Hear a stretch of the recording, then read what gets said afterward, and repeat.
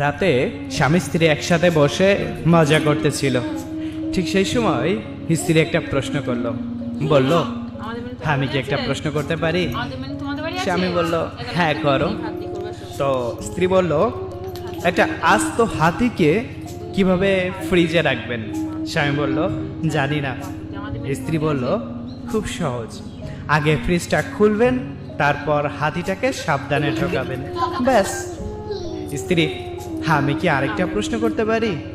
তখন স্বামী উত্তরে বলল, হ্যাঁ করো। আবার কি?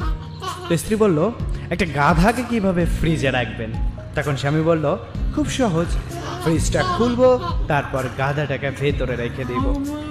স্ত্রী বলল, না, হয় নাই, আগে হাতিটাকে বের করতে হবে, তারপর গাধাটাকে রাখতে হবে।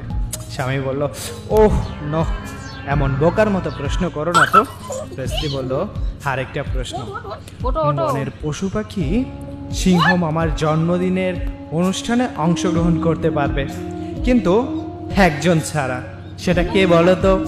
তখন স্বামী বলল, মনে হয় বাঘ, কারণ সিংহ আর বাঘ একে অপরকে কোনোভাবেই সহ্য করতে পারে না।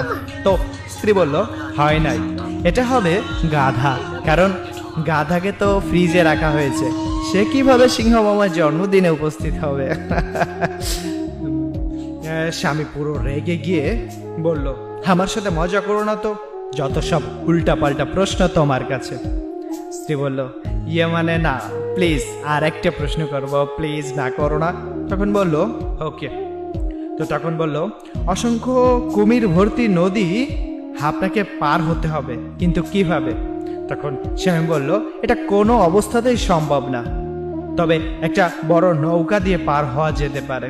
তখন স্ত্রী বলল, না, এটাও হয়নি, আপনি সাঁতরে সহজেই নদী পার হতে পারবেন, কারণ কুমিরগুলো তো সিংহ মামার জন্মদিনে গিয়েছে।